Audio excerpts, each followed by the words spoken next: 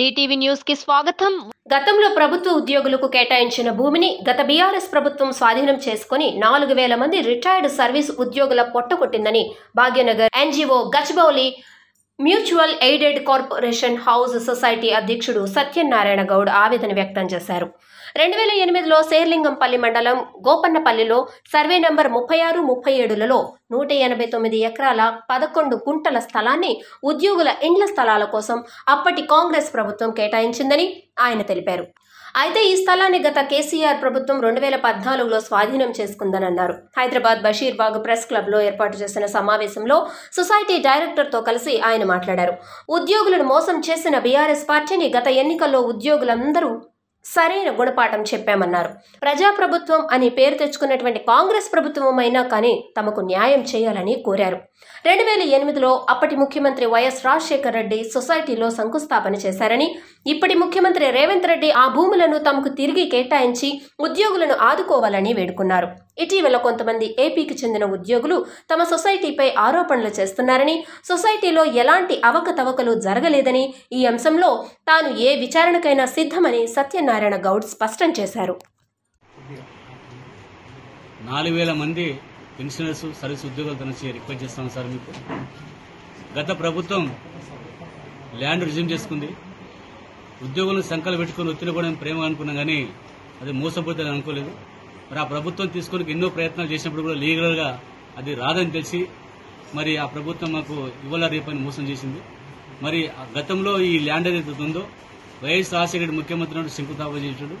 మరి ఈ రోజు ఈ కొత్త ప్రభుత్వాన్ని ఏరి కోరి ఇష్టంగా తీసుకున్న ప్రభుత్వం ఇది. ముఖ్యమంత్రిగా కోరే విశ్వాసం నమ్మకం మాకుంది. ఈ మంత్లో నెక్స్ట్ మంత్లో జేఎస్ నుంచి పిలిచే అవకాశం మాకున్నాయి కాబట్టి జేఎస్ లో కూడా సెకండ్ లిస్ట్ లో పెట్టడం మాది. అంటే జేఎస్ 114 సంఘాలు ఉన్నటువంటి జేఎస్ లో కూడా అన్ని సంఘాలు పోని ఈ సొసైటీకి అన్యాయం జరిగింది కాబట్టి ముఖ్యమంత్రి దృష్టి తీసుకోవాలని రెండో ఐటమ్ నంబర్ పెట్టింది. కాబట్టి గౌరవ ముఖ్యమంత్రి గారు అమలు రిక్వెస్ట్ చేసుకుని సార్, మేము చాలా మంది చనిపోయిన ఉద్యోగులు ఉన్నారు కాబట్టి ఈ నెల నెక్స్ట్ మంత్ పిలుస్తారు. తప్పకుండా మేము విత్డ్రా చేసుకుంటే 4000 మంది అక్కడ ఇల్లు కట్టుకుంటారు. ఇంకోటి ఏంటంటే అక్కడ ఆల్రెడీ 142 ఎకరాలు ఏదైతే ఉందో అది లేఅవుట్ అప్రూవల్ లేఅవుట్. అది అప్పుడే గతంలో 18 కోట్లు కట్టినాం. 18 కోట్లు డెవలప్ చేసిన ల్యాండ్ అది.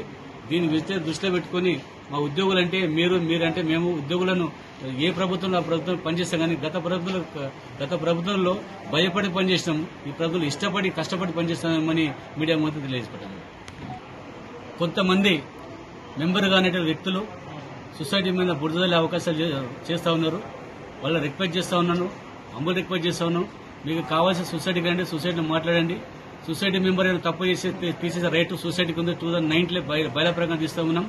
మరి వాళ్ళ మీద ఏదైతే మాకు నిన్న జరిగినట్టు సంఘటన లేదో వాళ్ళ మీద కఠినంగా చర్యలు తీసుకోవడం సొసైటీ తరపు నుంచి 18 కోట్ల స్కామ్ ఏదైతే ఉందో అది కూడా కోర్టులో పెండింగ్ ఉందో అది కూడా రేపేళ్ళు హైకోర్టులో ఇస్తాం. అది కూడా 16 లక్షలు ఏదైతే ఫ్రాడ్ చేసిన వ్యక్తి పాండురంగారావు అనే వ్యక్తి ఉన్నారో అది కూడా రేపు డీసీ వారికి లెటర్ ఇచ్చి దీనిపై పైన సొసైటీ కఠినంగా చర్యలు తీసుకుంటుంది.